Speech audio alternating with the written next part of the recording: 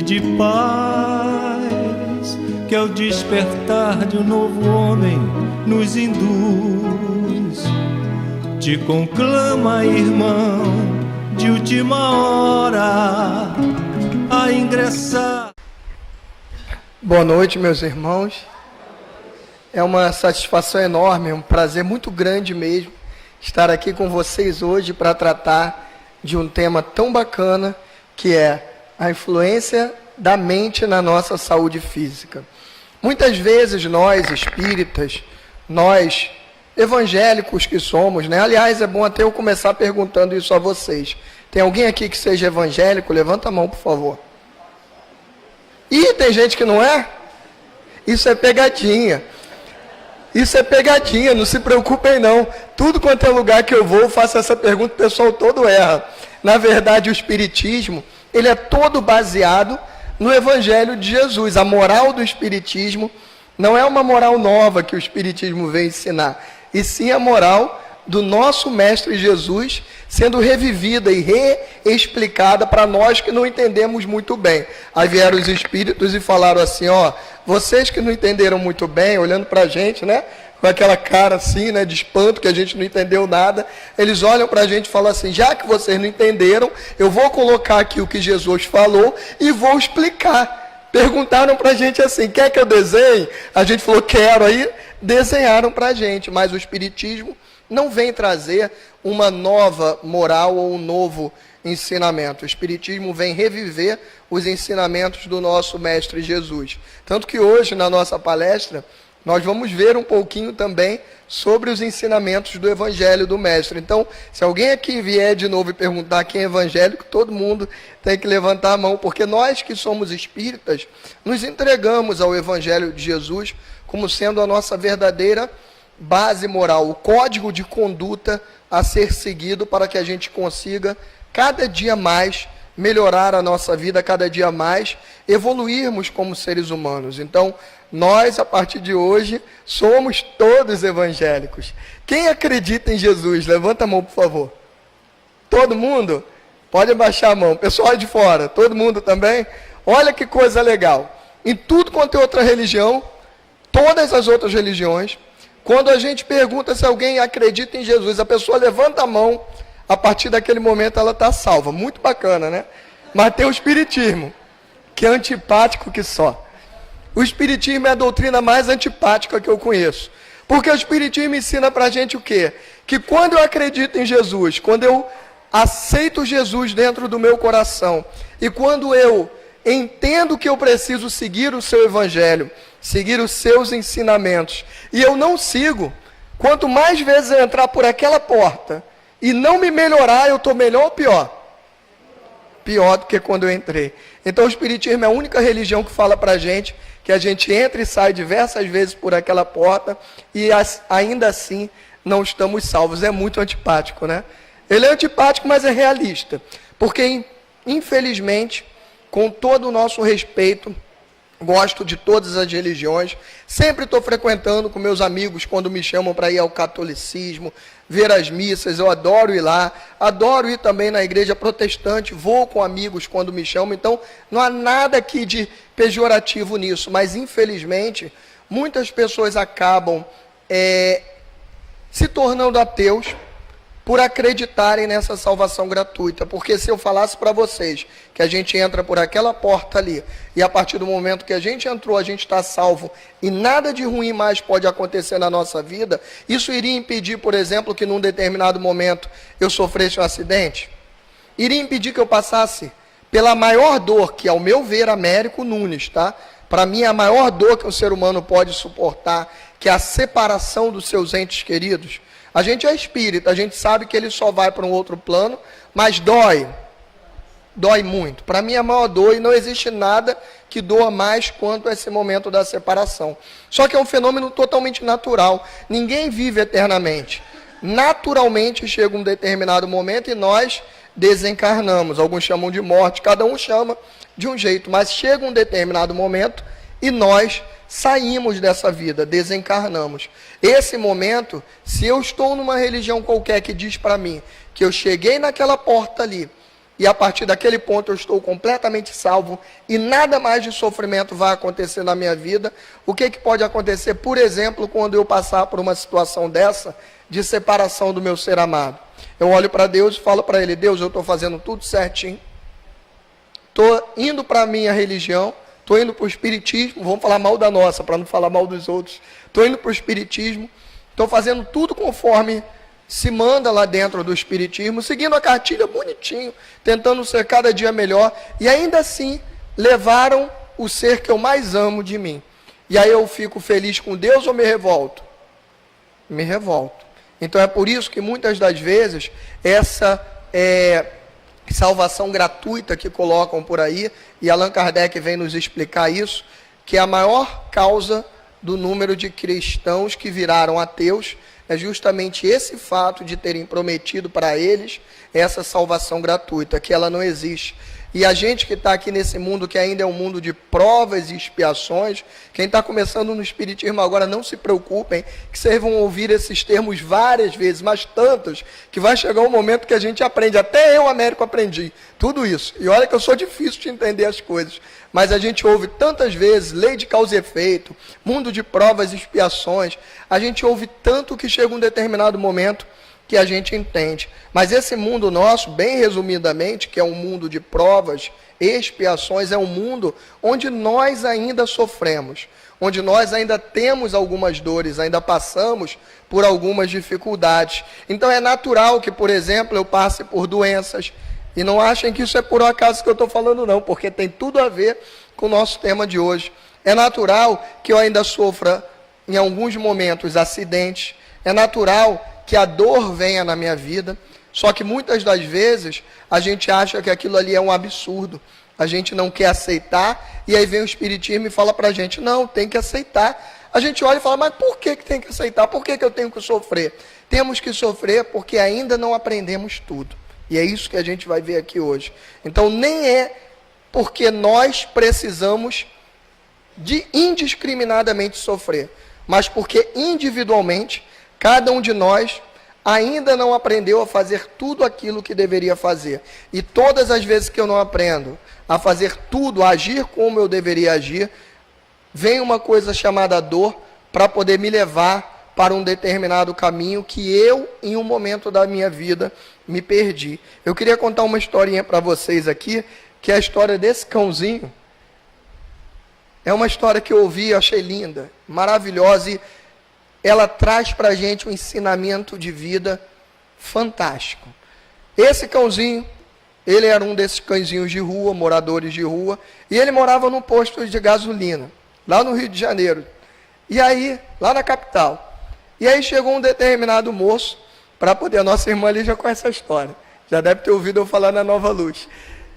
E aí vem um determinado moço, foi parar para abastecer o seu carro, e quando ele vai parar para abastecer o seu carro, ele olha para o lado e está aquele cachorrinho deitado, uivando de dor, chorando muito, chorando, gritando, uivando. Ele olha para os frentistas e fala: vocês conhecem esse cachorrinho? Conhecemos.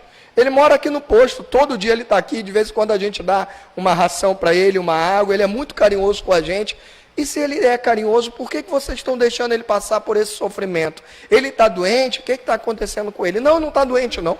Como não está doente? Está sofrendo desse jeito, uivando de dor. Aí o frentista tirou o cachorrinho de lá, puxou e mostrou que abaixo dele tinha uma parte lá da bomba de combustível que tinha uns parafusos pontiagudos, e quando ele deitava ali, aquele parafuso doía e ele começava a gritar de dor. Aí o cidadão falou assim: não é possível, como pode? Mas se está doendo, por que ele não levanta dali? Aí o frentista olha para ele e fala a frase que pode mudar a nossa vida se a gente entender. O frentista olha para ele com toda a sabedoria e fala assim: meu amigo, está doendo o suficiente para ele uivar e reclamar de dor, mas ainda não doeu o suficiente para ele se levantar e mudar de posição. Assim é a dor na nossa vida. Muitas das vezes, a dor, ela vem para poder nos mostrar um caminho novo, mas eu não consigo entender aquilo ali. E enquanto eu não descobrir o que a dor está me indicando, e não mudar de posição, não vai parar de doer. É natural. Isso é um fenômeno natural. Não é Deus, aquele Deus barbudo que falam pra gente, que está lá de cima com o dedo apontado pra gente, querendo se vingar da gente, não. A gente ouve tanto isso aí nas outras religiões também, que Deus vai se vingar da gente. Pede perdão a Deus, Deus está com raiva de você, Deus vai se vingar. Não é Deus, não. É um mecanismo natural chamado causa e efeito. Quer ver que eu dê um exemplo para vocês?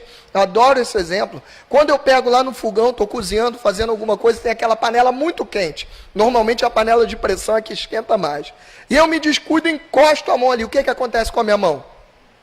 Queima. Imediatamente me dá uma dor enorme, não dá? Precisou vir alguém ali para me castigar, para me dar aquela dor? O simples fato de eu encostar naquela panela já me causa a dor. Então eu preciso entender que não tem que haver alguém lá de cima querendo se vingar de mim ou me castigar para que a dor venha na minha vida. Assim é a dor física que eu acabei de falar, e também são as dores morais. O fato de eu infligir, de eu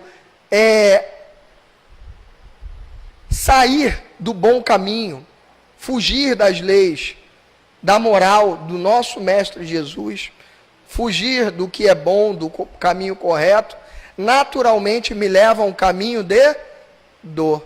E essa dor, ela vai continuar até que eu perceba e saia daquele caminho.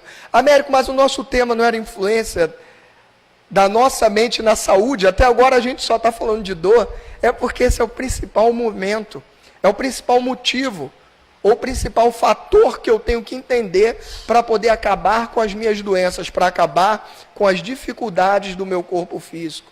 Eu preciso olhar para as minhas dores, inclusive as físicas, e perceber o que é que eu tenho que mudar, o que é que eu tenho que modificar para que aquela dor cesse, para que aquilo ali pare na minha vida. Enquanto eu não estiver pronto para cessar aquela dor não vai cessar. É o caso do cachorrinho. Ele estava lá, deitado no prego, estava doendo muito, ele estava uivando muito.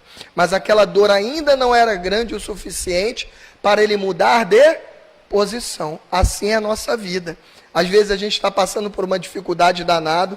Isso é muito mais fácil da gente ver nos outros, né? Porque nós somos perfeitos, né? Mas a gente vê nos outros que é uma maravilha.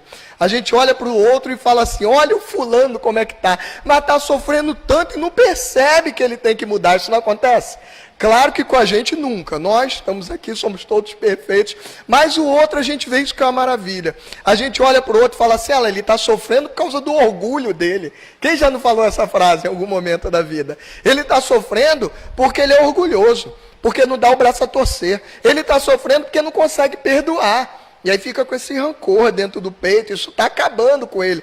No outro é uma maravilha da gente achar isso. A gente acha que é uma facilidade tão grande agora para achar em nós, é que é difícil. Mas nós não temos esses problemas, vamos falar mal dos outros. Quem não veio aqui hoje no Centro Espírita Trabalhador de Jesus, ninguém mandou não vir. Hoje é o dia de nós falarmos mal dessas pessoas. Essas pessoas que não vieram, frequentemente a gente vê cometendo alguns equívocos e a gente logo fala, vão sofrer por conta desse equívoco.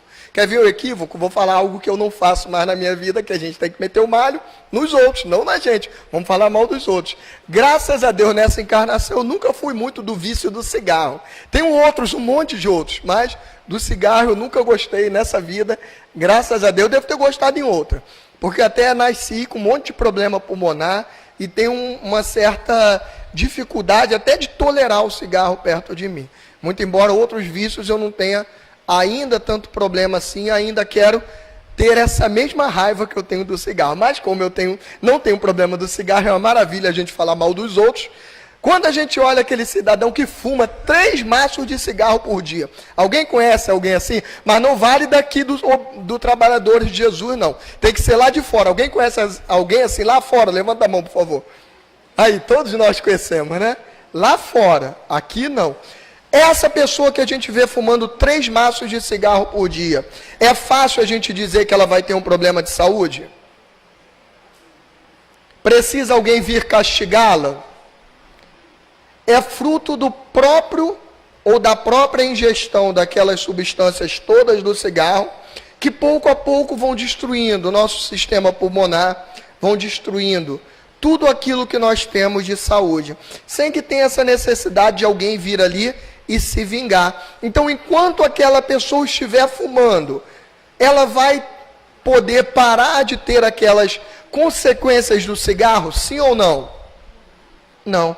Para que ela possa se livrar daquilo, é necessário que ela se livre do cigarro. As pessoas que bebem demais, por exemplo, e vivem passando vergonha, a gente olha assim e fala, coitado do fulano, ela passou maior vergonha, bebeu, perdeu a cabeça, fez isso, fez aquilo, e a pessoa no outro dia passa realmente uma vergonha danada, não sabe onde colocar, onde enfiar a sua cabeça, onde vai se esconder. Se tivesse um buraquinho ali, a pessoa enfiaria a cabeça ali dentro do buraquinho e sumiria. Aquilo não vai parar enquanto essa pessoa não parar de beber descontroladamente. Enquanto ela estiver nesse processo de descontrole com a bebida, ela vai continuar passando por aquele sofrimento. Então, todas as dores na nossa vida, elas vêm por algum motivo. Quando eu, por exemplo, passo pela dor de ter uma doença qualquer respiratória grave, é para que eu entenda que eu não posso mais me entregar ao vício do cigarro. Quando eu encosto a minha mão na panela de pressão e queime, eu sinto aquela dor danada, é para que eu saiba que eu preciso tirar a minha mão dali. Imagine que terror que seria se não houvesse essa dor. Eu encostaria a minha mão ali, ela ia começar a queimar. Se não tivesse a dor para me fazer tirar a mão dali instantaneamente, o que aconteceria? Ia derreter minha mão, derreter minha carne, meus ossos. Quando eu fosse ver, teria que amputar a mão, já não serviria mais para nada. Teria acabado completamente com a minha mão. Então, aquela dor que eu senti ali é ruim ou é boa?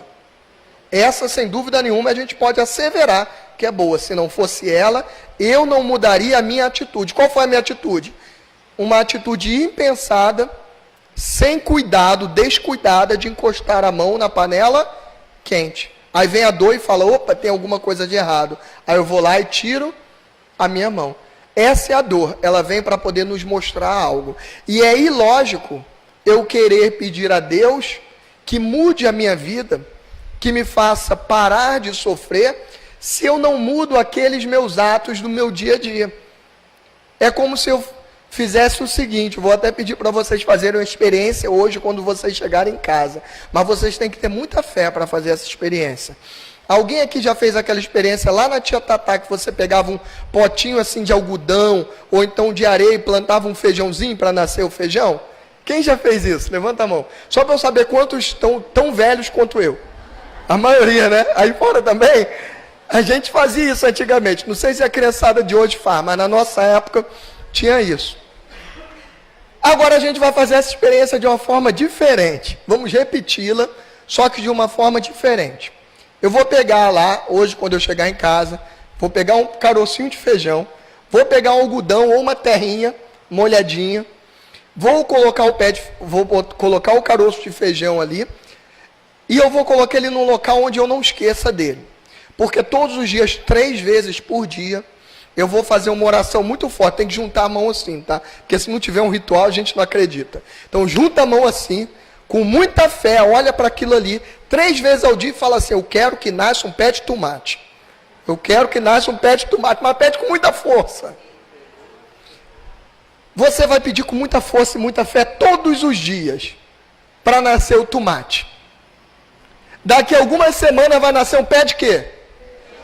E quem duvidar, faça a experiência para ver se não é verdade. Eu já fiz. Antes de eu vir aqui, eu fiz isso. Eu rezei com muita fé e nasceu o pezinho de feijão. Como pode, né? Isso significa que a nossa fé não serve para nada? Claro que não. Vamos ver hoje na nossa palestra. Estamos vendo hoje já. A nossa fé serve muito. Só que a minha fé no Espiritismo, que é antipático, o Espiritismo não fala dessa fé desequilibrada que eu posso plantar feijão e querer que nasça tomate. O Espiritismo fala de uma fé raciocinada. A fé raciocinada significa o quê? Eu tenho fé, mas eu tenho fé em Deus, que Ele vai me ajudar a fazer as escolhas certas, vai me ajudar a plantar as coisas Se eu quero tomate, eu peço ajuda a Deus para que eu escolha a semente certa e plante a coisa certa, porque não adianta eu ficar querendo plantar o mal, plantar o mal, plantar o mal, e depois orar e pedir a Deus, Deus me dê só coisas boas. Eu vou conseguir coisas boas? Não. Como é que é o nome dessa lei? Lei de causa e efeito. Tudo que eu planto, eu colho. Se eu plantar o bem, eu vou colher o bem. Se eu plantar o mal, eu vou colher o mal. Então não é possível que eu fique pedindo a Deus para me dar coisas boas se eu continuo fazendo os mesmos atos equivocados. Eu preciso pedir a Deus que me dê a sabedoria para que eu comece a plantar coisas boas. Preciso pedir a Deus para me ajudar a seguir no caminho reto, para me ajudar a não encostar na panela de pressão.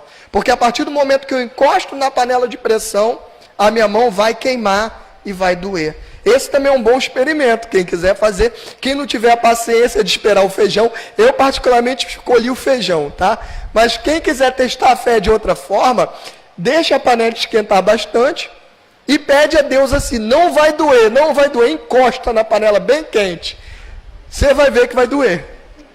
Quem tiver dúvida, esse não faz não, faz do feijão que é melhor. Porque o feijão, a decepção é menor, a gente só vê o feijãozinho nascendo.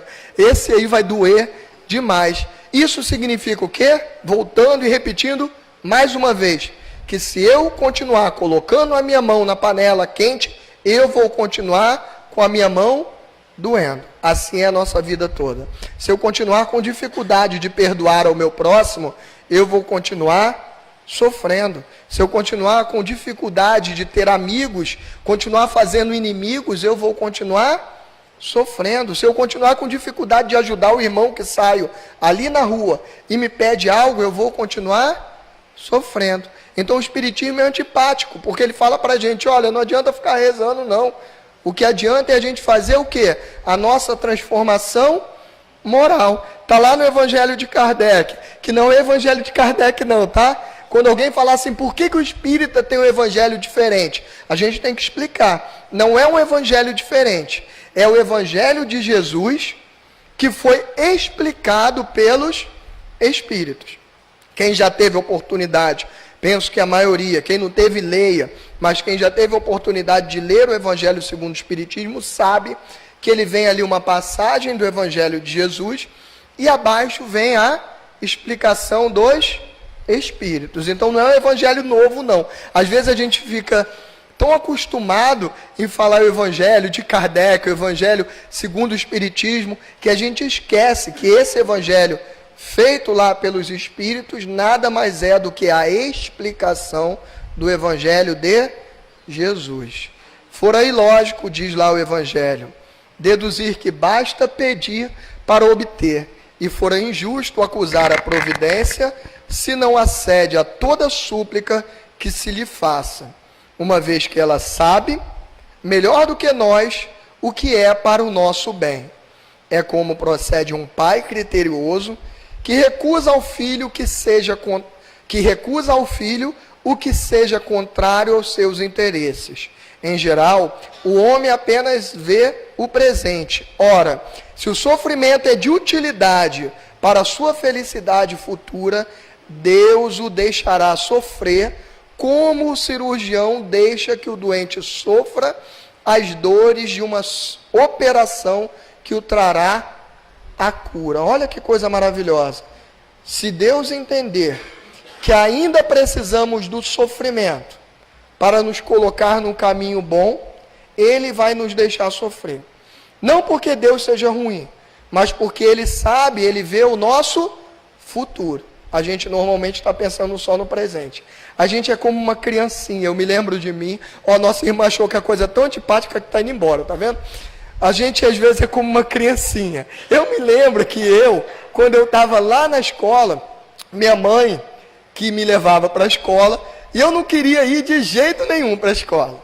Eu odiava aquilo ali, né? Eu tinha 5 anos de idade, eu achava aquilo ali um terror, achava que era uma prisão. E todas as escolas, não sei se aqui são assim, em Cabo Frio, mas lá no Rio, na capital, todas têm grade, que não é para ninguém invadir não, é para a criança não fugir mesmo, que as crianças fogem da escola. E a minha escola não era diferente, tinha uma grade. Eu me lembro que ficava lá o inspetor, eu chegava, minha mãe me colocava lá para dentro e fechava aquilo ali. E eu não me recordo qual foi a vez que eu fui feliz para a escola. Para mim aquilo ali era um terror, era um sofrimento. Eu odiava a escola. Era um terror. Eu falava, meu Deus, por que está me colocando nesse sofrimento? Por que está me fazendo sentir tanta dificuldade, tanta dor? E eu chorava, eu esperneava e não queria fazer aquilo. Para mim, de fato, era o maior sofrimento que tinha. Naquele meu momento infantil, o maior sofrimento que tinha para mim era ir para a escola. Não tinha nada pior na minha vida do que ir para a escola. Aí eu pergunto, por conta disso minha mãe deixou de me colocar lá na escola? Minha mãe falava assim para mim, meu filhinho, você não quer ir não? Mas vai assim mesmo.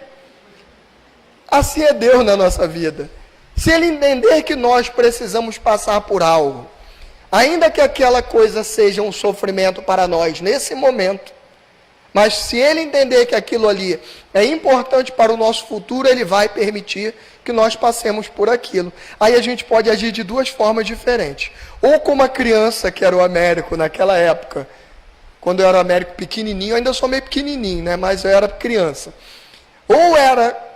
Ou eu vou agir como eu agia naquela época, vou ficar esperneando, gritando, revoltando-me contra Deus, e vai doer mais ainda, o sofrimento vai ser maior ainda. Ou vou entender que algumas coisas eu preciso passar, e vou passar aquilo ali de forma, tem uma palavra linda que o Espiritismo nos ensina, de forma resignada. E quando eu passo de forma resignada, tudo fica mais fácil. Emmanuel também veio nos dizer isso. Emmanuel disse para a gente uma frase que eu achei linda. A primeira vez que eu a li, eu não achei linda não, eu achei meio esquisita. Eu falei, como é que Emmanuel está falando isso? Algo deve estar esquisito. Emmanuel devia estar meio perturbado das ideias, porque é impossível que um espírito de luz fale isso. Olha o que Emmanuel disse para a gente. Dor sublime companheira, que me reconduz ao caminho reto, quando dele me afasto. Dor, sublime companheira, que me reconduz ao caminho reto, quando dele me afasto. O que essa frase quer me dizer? Primeiro eu olhei e falei, Emmanuel está louco. Como assim sublime companheira? A dor não é companheira sublime de ninguém. A dor é uma companheira péssima. Vocês já viram alguém sentindo muita dor, falando assim, ah, minha companheira dor, que bom que você está aqui comigo. Alguém já ouviu isso? Graças a Deus que não, né? Não somos loucos. E nem temos ainda a evolução de Emmanuel. Ele, um espírito muito acima das nossas possibilidades, já havia entendido isso tudo que a gente está tentando estudar aqui hoje. Ele já tinha entendido que a dor, ela vem para me reconduzir quando eu fujo do caminho reto. Assim como eu me descuido, encosto na panela de pressão e vem aquela dor danada para falar, tira a mão daí, senão você vai perder a sua mão queimada. Assim são todas as dores da nossa vida. Elas vêm para poder nos mostrar que nós precisamos mudar algo na nossa vida, que nós precisamos sair do caminho equivocado que em algum momento eu entrei e voltar para o caminho reto. E enquanto eu não voltar ao caminho reto, vai continuar doendo. Preciso transformar a minha vida para que a dor não seja mais necessária. Então, a primeira coisa que a gente tem que saber, já que a gente hoje está estudando como obter saúde, a primeira coisa que a gente tem que entender é o que nós temos feito para obter a doença. O que é que nós temos feito para ficarmos tão doentes? Temos em alguns momentos fugido do caminho reto. E aí vem as dores para nos indicarem que a gente precisa mudar alguma coisa. Se não fosse a dor, a gente continuaria seguindo aquilo ali errado cada vez mais. Mesmo porque, segundo os padrões materiais, normalmente os caminhos errados são os mais atrativos. São os que normalmente, na matéria, dizem para a gente que são os melhores. É ou não é? Quando a gente pega um caminho errado ali torto, todo mundo, não, aquele ali que é o legal. Quer ver um exemplo? E eu queria dar os parabéns a cada um de vocês que está aqui hoje. Hoje é domingo, são 6h30. Eu não tenho dúvida de quantas atrações vocês teriam aqui nessa cidade linda, nesse lugar maravilhoso que é Cabo Frio. Eu não tenho dúvida. Eu cheguei hoje aqui e já me apaixonei. A cidade é maravilhosa, tem praia, tem lugares lindos aqui para a gente ir. Deve ter um monte de balada, um monte de coisas boas. Deve estar passando alguma novela nesse momento que a gente está aqui. Não sei nem se passa a novela domingo, mas deve passar algum filme. Deve ter aquela programação imperdível. Alguém deve ter chamado a gente para jogar futebol, ou para ir fazer um tricô com a colega, falar mal de alguém, fazer fofoca. Olha que coisa legal. Não tenho dúvida que alguém chamou a gente. Vamos ali falar mal do fulano? Ninguém chama, né? Fala assim, vamos conversar um pouco. Aí quando chega lá, se reúnem para falar mal do fulano. Aliás, como é que a gente reage nesses grupos de maledicência?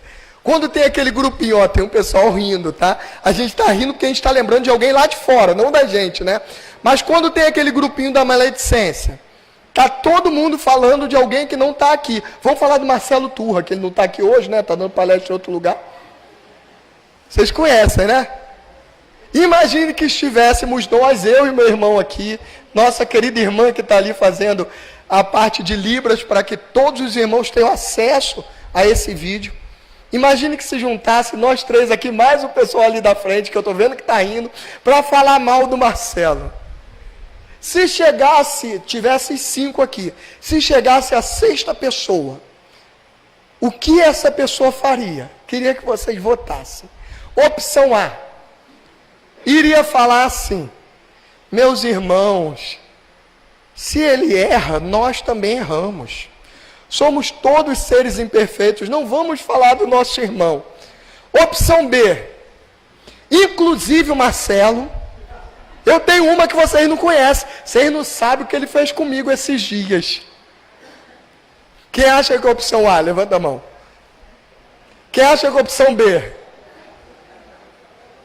Ó, 90% das vezes vai ser a opção B. Claro, se não fôssemos espíritas, isso fosse lá fora. Aqui jamais falaríamos mal de alguém, jamais o espírita fala mal de alguém, né? A gente já riscou a maledicência do nosso dicionário. Mas enquanto enquanto o pessoal lá de fora, não nós, continuar falando mal dos outros, vai ter uma vida boa? Não. Então eu já sei hoje o que eu preciso mudar na minha vida se eu quiser ter uma vida mais saudável. Primeira coisa, quais são as causas do nosso desarranjo mental, do desequilíbrio mental que acaba levando ao desequilíbrio físico, e a gente vai ver isso agora. Quais são as causas? Ambição. Quando eu tenho ambição demais, o que acontece? Nada que eu tenho me é suficiente. Eu já passei por isso numa época da minha vida. Eu não, outra pessoa, né?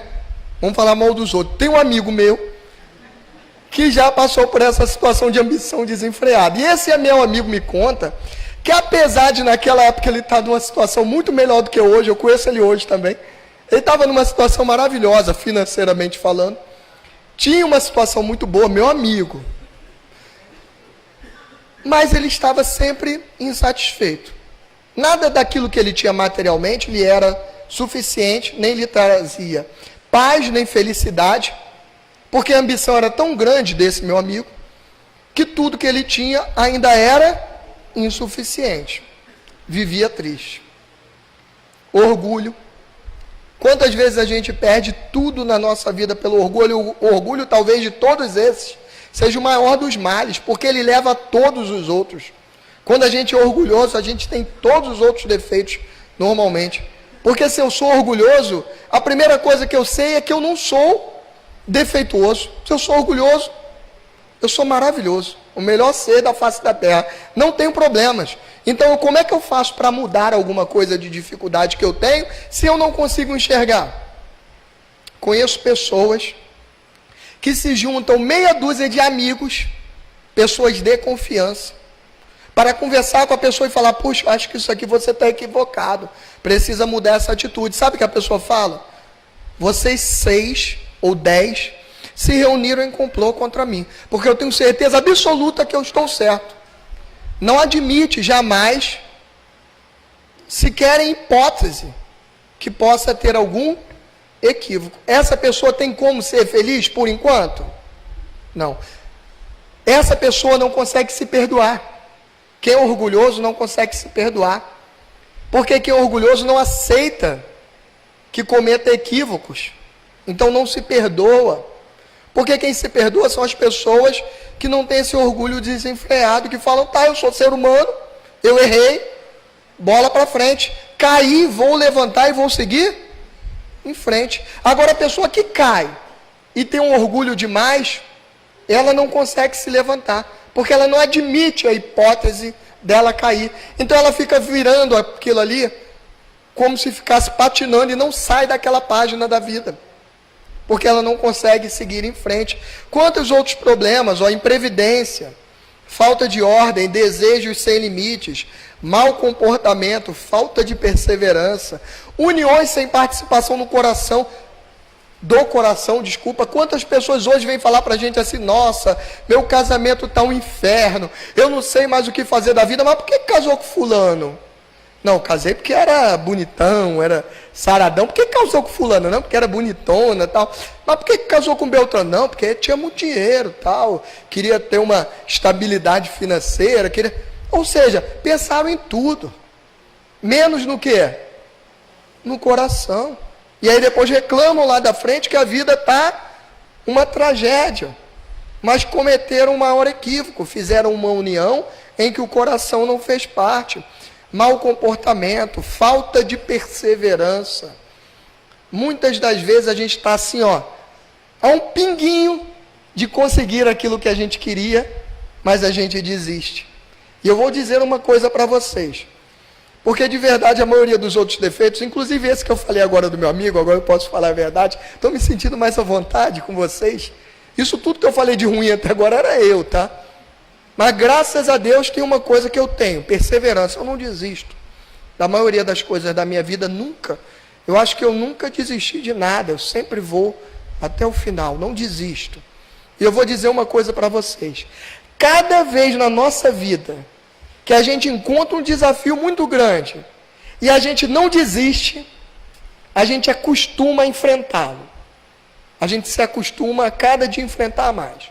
E cada vez que eu encontro um desafio, seja pequeno ou grande, que eu desisto de enfrentar aquele desafio, eu me acostumo também a desistir. Tanto o enfrentamento quanto a fuga, elas nos condicionam.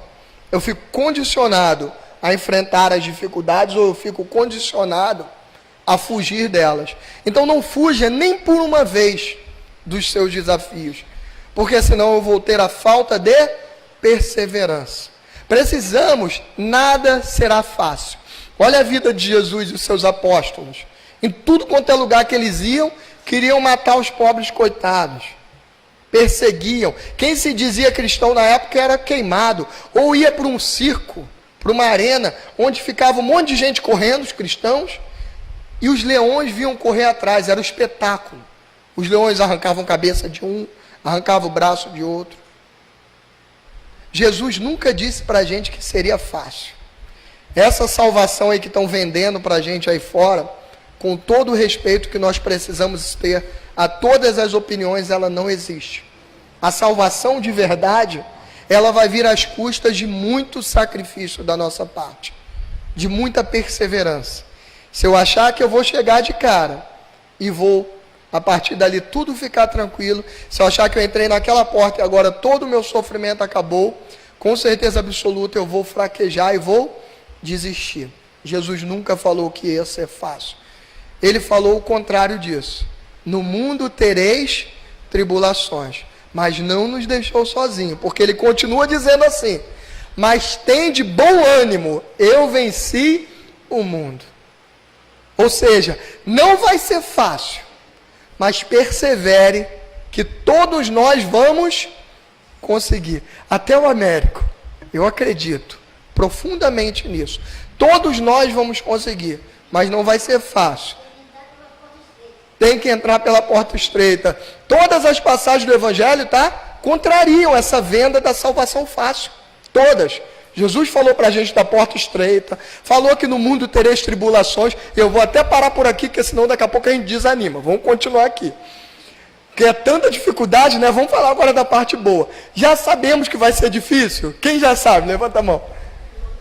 Todo mundo. Então agora vamos seguir para a parte boa.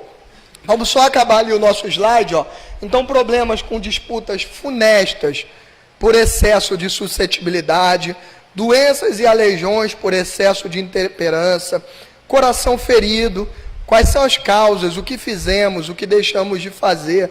Allan Kardec nos fala que o homem as evitará quando trabalhar por se melhorar moralmente, tanto quanto intelectualmente. Então é natural. Não há como eu evoluir só moralmente, nem só intelectualmente. Eu preciso caminhar nessas duas evoluções paralelamente. Preciso evoluir intelectualmente. Como eu evoluo intelectualmente? Estudando, me dedicando ao estudo. E como eu evoluo moralmente? Praticando bons atos, praticando tudo isso que é o contrário a isso aqui, né? Tentando fugir do orgulho, fugindo da ambição, fugir de tudo isso que é ruim, que a gente já falou, e que aquilo ali só tem para o pessoal lá de fora. Aqui nós não temos mais isso. A depressão e a cólera são emoções patológicas, aliás, responsáveis, imediatas, pela vasta maioria das moléstias humanas, inclusive o câncer. Quem falou isso foi o Dr. Wallace Ellenbrook.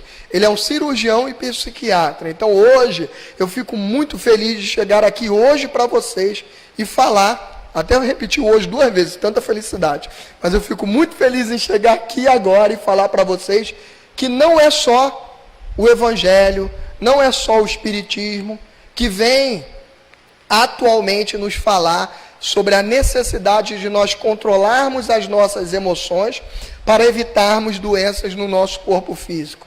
Hoje a ciência já vem estudando cada vez mais a influência das nossas emoções e dizendo que elas são responsáveis pela vasta maioria das moléstias humanas, inclusive o câncer. O câncer, a ciência vem explicando para a gente, ou vem estudando, que é um processo de longos anos revivendo emoções bastante negativas, guardando rancores, guardando mágoas, guardando sentimentos ruins, de não perdoar o próximo ou de não nos perdoarmos, porque perdoarmos a nós também é importante. Amarmos-nos a nós mesmos também é importante. Se eu não me perdoo, eu não consigo perdoar o meu próximo. Se eu não admito que eu tenho o direito de errar, como é que eu vou admitir que o outro tem o direito de errar? Então é importante eu me perdoar, é importante eu me libertar dessas emoções negativas, porque se eu não me libertar, naturalmente isso vai virar um câncer ou uma outra doença qualquer. Há um livro que eu queria trazer para vocês aqui, que é maravilhoso, que é do Dr. Bernd Siegel, não tem nada a ver com religião, tá?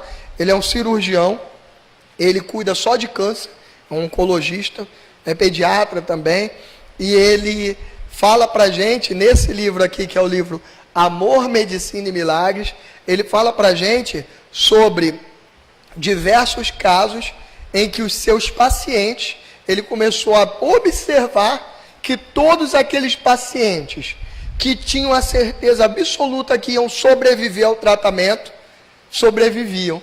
E que ele também observou que quase que invariavelmente, aqueles que achavam que iam morrer, também morriam de fato. Nesse livro, que é o Amor, Medicina e Milagres, o Dr. Siegel conta vários casos. Um deles é esse que eu trouxe aqui para vocês, que é do Crebiozen, que foi um medicamento que há um tempo atrás os médicos davam como a cura do câncer. Tem algum médico aqui? Ninguém? Nenhum médico? Normalmente tem. Para o pessoal depois puxar minha orelha se eu falar algum termo técnico errado. Eu não sou médico não, tá? Sou engenheiro. Eu só li esse livro aqui. E o Dr. Siegel fala sobre esse Crebiozen. Eu queria até saber a origem dele, onde ele foi. Se eu não me engano, ele foi lançado nos Estados Unidos. E esse remédio, Crebiozen, foi dado como sendo a cura milagrosa do câncer. Todo mundo que tomasse esse remédio seria curado. E aí ele conta de um caso com esse Dr. Bruno Kopfer, que teve um paciente que foi tratado com Crebiozen e ficou totalmente curado do câncer. Foi lá, foi ao seu consultório, fez o seu acompanhamento durante longos anos e já estava completamente curado, até que de repente a mídia noticiou que o Crebiozen não tinha efeito nenhum comprovado. Depois fizeram mais testes e comprovaram que não havia como ligar a cura que alguns pacientes tinham tido ao medicamento Crebiozen. Esse cidadão, Dr. Bruno Kopfer, fala que o paciente dele, o It, ele foi ao seu consultório, e falou para ele assim: doutor, você viu o que aconteceu? O Crebiozen não funciona para nada.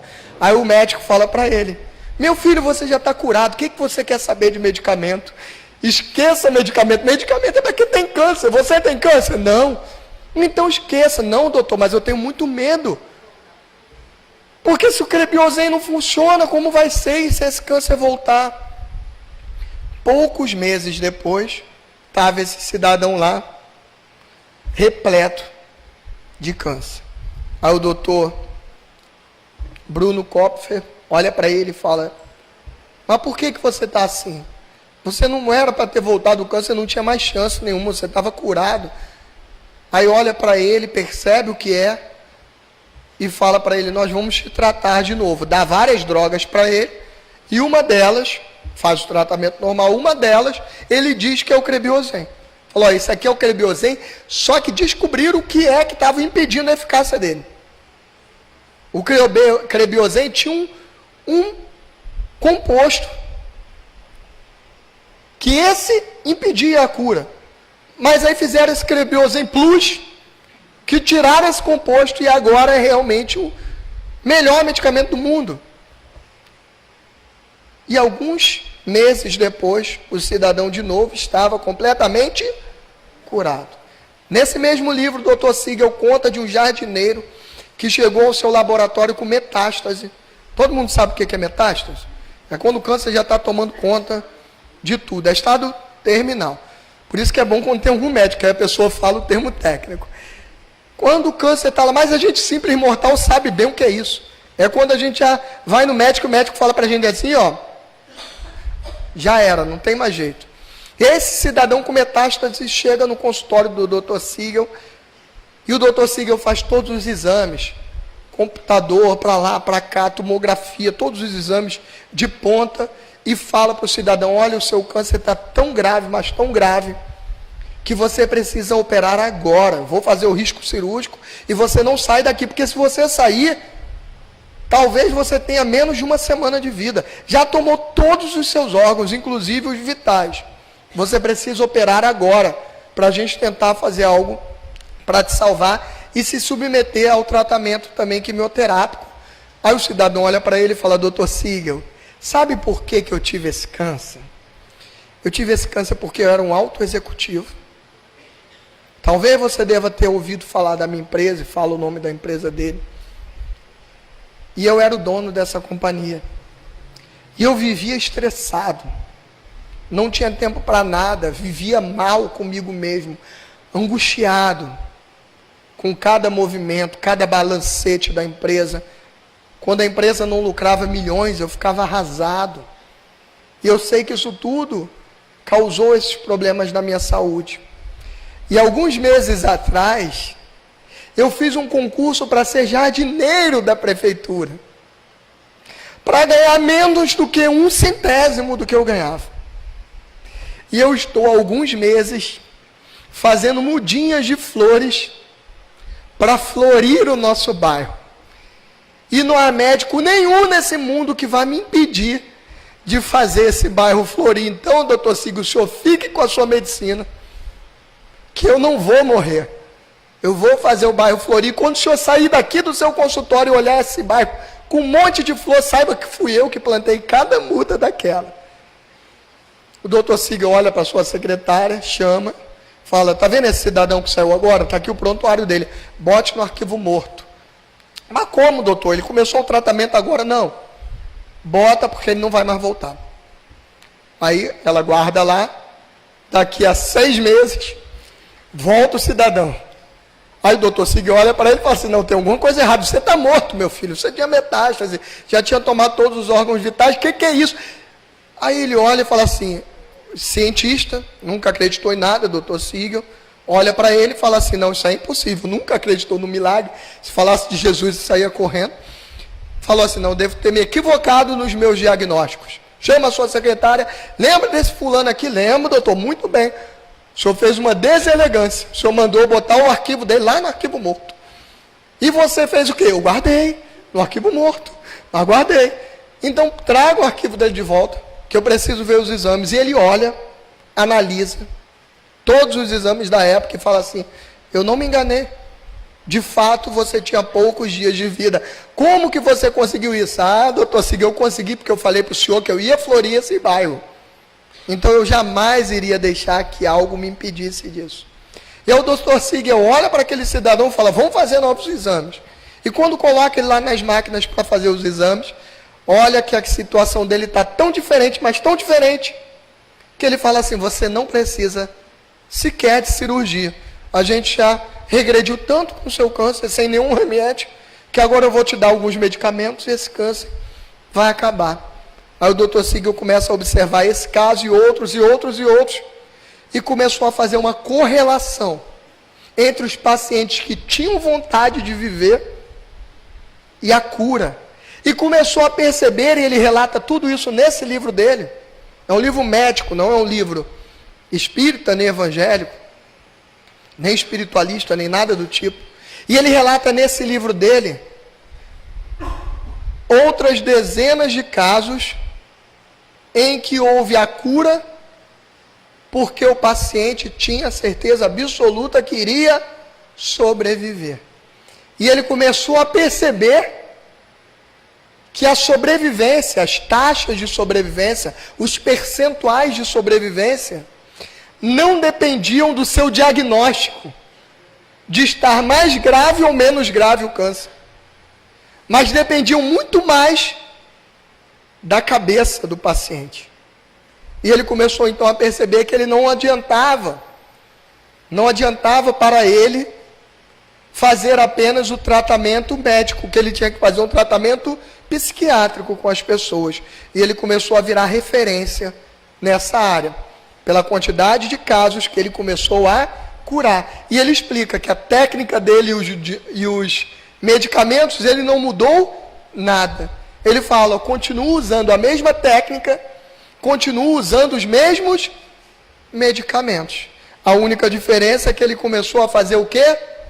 Mudar a forma de usar a mente humana no controle das doenças. Então, se nós queremos acreditar em Jesus, que nos disse o tempo todo que nós poderíamos nos curar, se nós quisermos acreditar em Jesus, podemos acreditar, que é o ideal, ao meu ver.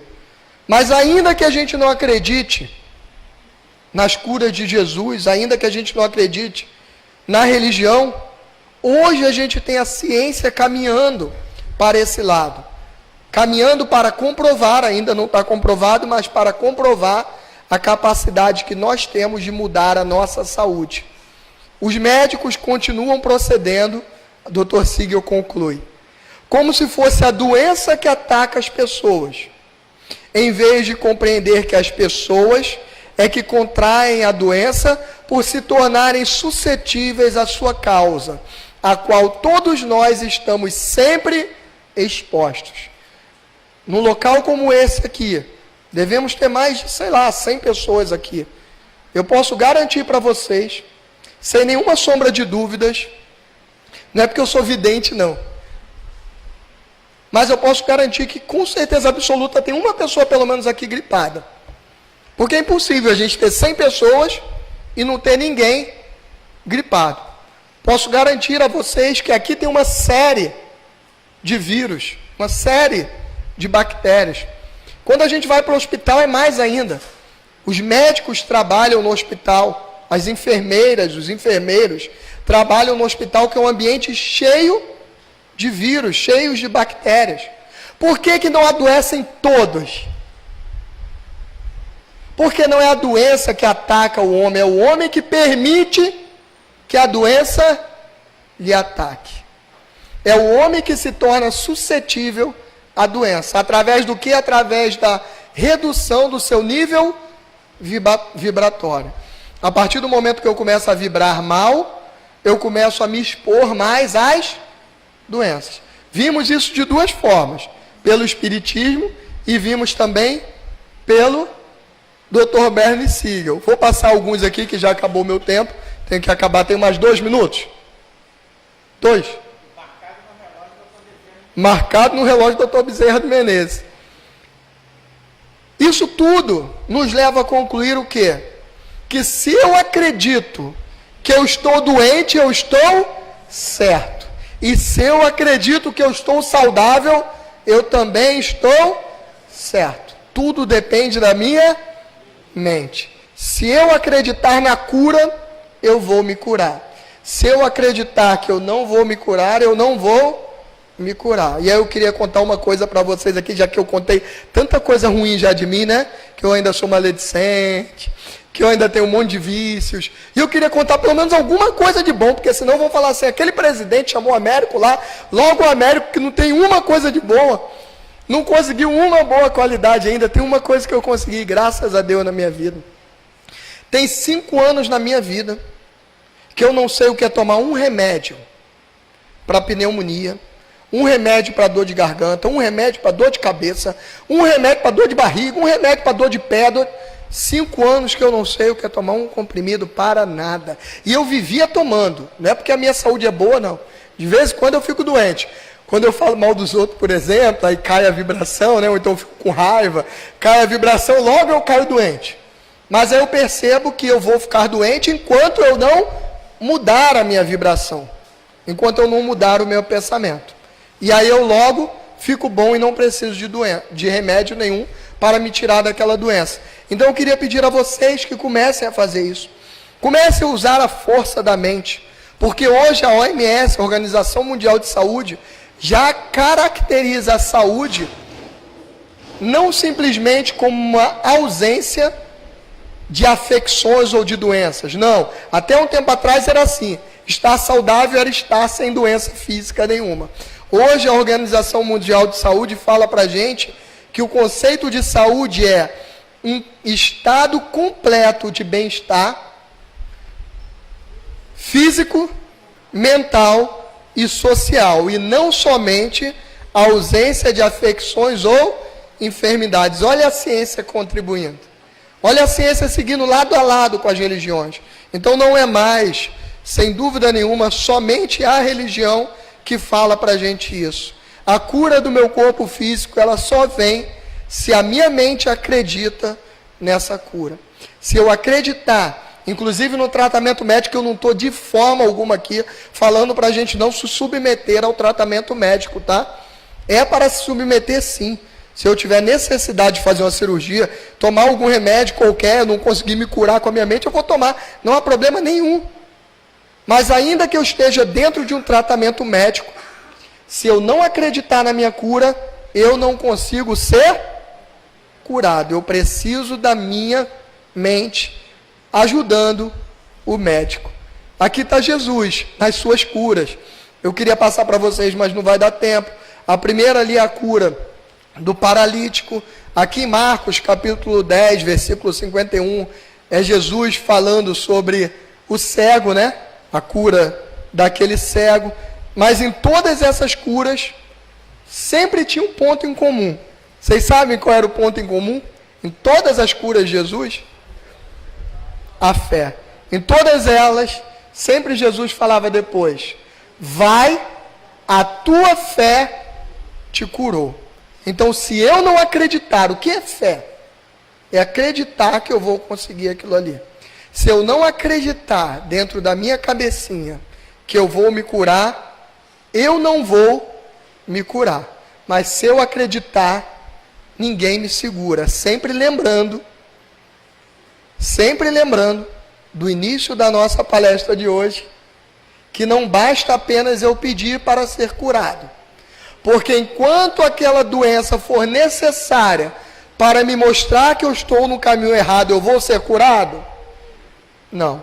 Eu preciso ter fé e preciso perceber o que eu tenho feito de equívoco para mudar aquilo ali. E mudando aquilo ali, eu ter condição de viver uma vida diferente. Não sei o que eu fiz antes. Esse é o último slide. É Chico Xavier nos dizendo: não importa o que eu fiz lá atrás. Embora ninguém possa voltar atrás e fazer um novo começo, qualquer um pode começar agora e fazer um novo fim. E eu queria pedir a vocês aqui, que cada um de nós comece hoje a fazer um novo fim. Eu não tenho dúvida nenhuma que com tudo isso que nós vimos aqui hoje, que não é do Américo, isso tudo aqui eu trouxe da doutrina espírita, do Evangelho de Jesus, nada disso é meu. Eu só estudei e vim aqui repassar. Mas eu não tenho dúvida nenhuma de que com tudo isso aqui, com toda essa energia que esses guias de luz nos dão o tempo todo que a gente está aqui dentro, tenho dúvida que a gente vai sair daquela porta ali com muito mais vontade de melhorar um pouquinho. Não é hoje que a gente sai dali anjo. A natureza não dá saltos. Não viraremos anjo do dia para a noite.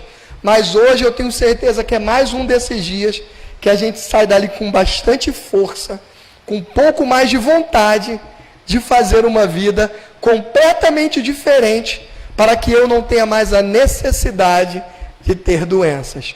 Fiquem todos com Deus e até a próxima.